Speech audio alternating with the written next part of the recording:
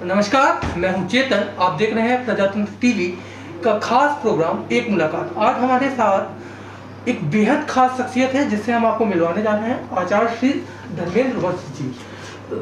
स्वामी जी, सबसे पहले तो बहुत बहुत धन्यवाद, आपने हमको अपने व्यस्ततम समय में से समय देने की कृपा की। आचार्य जी, जानने की जिज्ञासा होती है कि इस समय ये आधुनिक युग में आपने धर्म का मार्ग चुना। आप किस वर्ष की आयु में घर से निकलकर संन्यास और धर्म की तरफ मुड़ गए थे? नमस्कार, बहुत अच्छा प्रश्न है आपका। मेरी जीवनी, आध्यात्मिक जीवनी जो प्रारंभ हुई है वह ईश्वर की देन है, प्रकृति की देन है। और मेरा स्वयं का यह संकल्प था कि मैं राष्ट्र के लिए, धर्म के लिए, संस्कृति के लिए अपने जीवन को यापन करूं, अपने जीवन को जीऊं। राष्ट्रीय स्वयंसेवक संघ विश्व हिंदू परिषद के द्वारा मेरा जीवन प्रारंभ हुआ और मैंने अनेकों देशों में जाकर के अपने देश की, अपनी संस्कृति की, अपने वेदों की बहुत व्याख्यान के द्वारा प्रचार प्रसार किया है एवं कर रहा हूँ। एवं यह जीवन इस युग में बहुत कठिन है जीना, किंतु अब ईश्वर की कृपा से ऐसा कहा गया है कि हमेशा धर्म मार्ग में रुकावट पेश आती है, पर भगवान की कृपा उन्हें उड़ा ले जाती है। हमेशा बाधाएं आती हैं इस जीवन में, क्योंकि अन्य लोग हमारी तरह नहीं हैं, किंतु फिर भी हमने इस जीवन को जी करके राष्ट्र के लिए, धर्म के लिए, संस्कृति के लिए अपने जीवन को जिया है। आपने ज्योतिष में डबल पीएचडी की है, तो किस तरीके से इस तरफ आपका रुझान हुआ कि आप ज्योतिष और भाग्य इस क्षेत्र में कुछ कार्य करें? इस तरफ आपकी रुचि कहाँ से डेवलप हुई? क्या परिवार में लोगों ने आपको इस तरीके से प्रोत्साहित किया, या परिवार, जब आपने पहली बार अपना संकल्प अपने घर पे बताया तो परिवार ने इसको किस तरीके से लिया? क्या उन्होंने प्रोत्साहित किया या वो थोड़ा सा घबरा गए कि घर का बच्चा ये क्या करने जा रहा है? नहीं, हमारे परिवार में आज तक ऐसी इस जगह पर, इस स्थान पर कोई नहीं रहा है, ऐसा कार्य किसी ने किया नहीं है।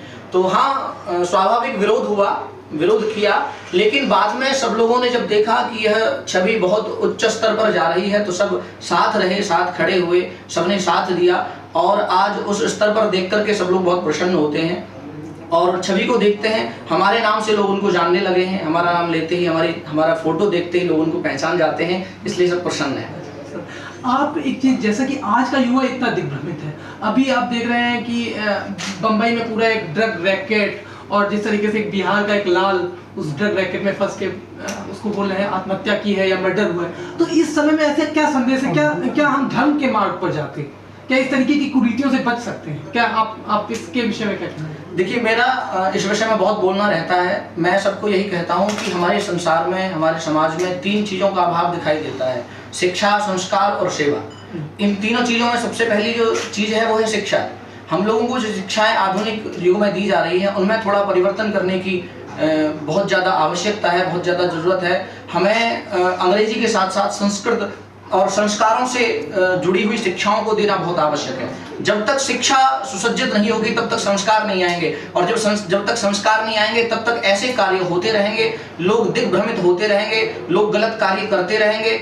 और जब तक उन्हें शिक्षा नहीं मिलेगी तब तक उनमें संस्कार नहीं आएगा, जब तक संस्कार नहीं आएगा तब तक वो सेवा भी नहीं करते। तो आप ये कह रहे हैं कि हाँ, युवाओं को वैदिक शिक्षा की ओर लौटना होगा, वैदिक शिक्षा की तरफ, संस्कृति की तरफ आना होगा, संस्कृति की तरफ आना होगा। एक चीज और महाराज जी, जिस तरीके से टेक्नोलॉजी का युग है, तो हम टेक्नोलॉजी का इस्तेमाल करके, हम अलोभक टेक्नोलॉजीज में बैठे हुए हैं, और हम टेक्नोलॉजीज का इस्तेमाल करके किस प्रकार से अपनी वैदिक शिक्षा को विश्व स्तर पर फैला सकते हैं?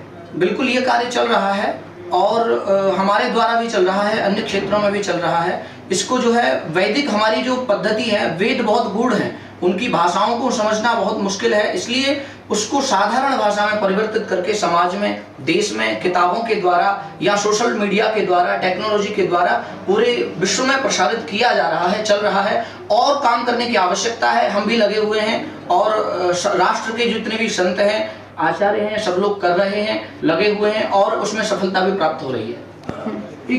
यहीं से एक सवाल आता है, आपने नासा में भी जाकर के कुछ वैदिक शिक्षा और वेदों के विषय में वहाँ पर कुछ प्रवचन किया है, वहाँ के वैज्ञानिकों को बताया है। इसके अतिरिक्त आप विश्व के तमाम देशों में जाकर के वैदिक सनातन धर्म के प्रति और जो हमारी भगवत कथा है उसके बारे में लोगों को जागरूक कर रहे हैं, तमाम लोगों को बता रहे हैं। तो इसका क्या लग रहा है कि लोग क्या लौटने लगे हैं वैदिकता की तरफ, या विज्ञान का धर्म से क्या जुड़ाव है? विज्ञान का जो, क्योंकि नासा की बहुत सारी जो रिसर्च है वो कहीं ना कहीं हमें हनुमान चालीसा में, भगवत गीता में मिल जाती है, तो क्या इनका क्या जुड़ाव है, इस पर कुछ बताएं। हमारे ये सबसे प्राचीन पद्धति है, सबसे प्राचीन ग्रंथ है, वो है वेद। और वेदों के 6 अंग हैं। 6 अंगों में से ज्योतिष एक अंग है जिसको नेत्र कहा गया है वेद का। ज्योतिष ही विज्ञान है। विज्ञान की उत्पत्ति, जितना भी विज्ञान इस संसार में है वो सब हमारी शास्त्रों से निकला हुआ है। अभी जब मैं नासा गया था तो वहां पर गीता के श्लोकों पर शोध करके लोग ग्रहों तक पहुंच रहे थे, ग्रहों तक पहुंचने के लिए शोध कर रहे थे। तो हमारी वैदिक संस्कृति, प्राचीन संस्कृति ऐसी संस्कृति है जो विज्ञान को पूर्ण रूप से पूर्ण कर रही है। उसके बिना वह विज्ञान अधूरा है। एवं जब मैं नासा गया तो वहां पर मुझे संस्कृत भूषण का अवार्ड मिला। संस्कृत में प्रवचन हुआ मेरा। संस्कृत, वहां लोग इतने जिज्ञासु हैं, इतने उत्सुक हैं संस्कृत सुनने के लिए, हमारे देश में आने के लिए, कि बाहर विदेशों से, कई देशों से, वृंदावन में रहता हूँ, वृंदावन में आप आकर के देखिए, कोई ऐसा देश नहीं है जिसका व्यक्ति हमारे यहाँ आकर के भजन कीर्तन संकीर्तन न कर रहा हो, हमारे जैसे वस्त्रों को पहन करके वो गायन वादन न कर रहा हो। तो संस्कृति की तरफ लौट रहे हैं लोग, बिल्कुल लौटेंगे भी। हमारा प्रयास है कि यह राम की भूमि है, कृष्ण की भूमि है, और यहाँ पर हम राम कृष्ण की संतानें और भूल के उनकी शिक्षाएं, गीता वेदों को ताक पे धर पढ़ते हैं विदेशी विद्याएं। जब तक हर युवा के जीवन में गीता का ज्ञान न होगा, कल्याण न होगा, कल्याण न होगा। हम इस संस्कृति की तरफ ले जा रहे हैं, सबको प्रयास कर रहे हैं, और ईश्वर की कृपा हुई तो सफलता भी हमें प्राप्त होगी। भगवान श्री कृष्ण ने गीता में जो बताया है, जो अपनी शिक्षाएं दी हैं, क्या आपको लगता है कि हम उन शिक्षाओं को अगर जीवन में उतार लेंगे तो हमको डिप्रेशन और सांस जैसी बीमारियां नहीं होंगी? बिल्कुल, गीता तो जीवन है, गीता तो व्यक्तित्व है, गीता जीता जागता एक मानव है, और वो महामानव की तरह जीवन को, जो व्यक्ति किसी भी संकट का कोई उपाय अगर चाहता है तो वो गीता का अध्ययन करे, गीता को समझे, बार बार पढ़े, और इस जीवन में कोई भी कठिनाई उसके जीवन में सामने नहीं आ सकती।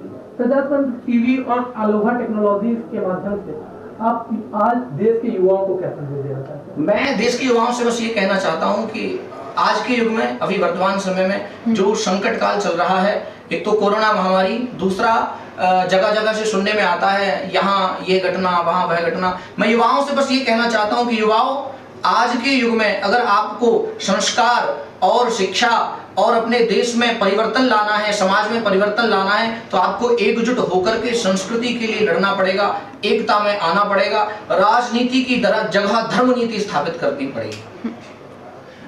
धन्यवाद स्वामी जी, बहुत बहुत आपने अपने व्यस्ततम समय में से हमें समय दिया। बहुत बहुत। हर खबर का मतलब ब्रेकिंग न्यूज नहीं, हर बहस का मतलब हंगामा नहीं, हर लाइव का मतलब तमाशा नहीं। खबर का मतलब है एक भरोसा, और आपका भरोसा हमारी जिम्मेदारी है।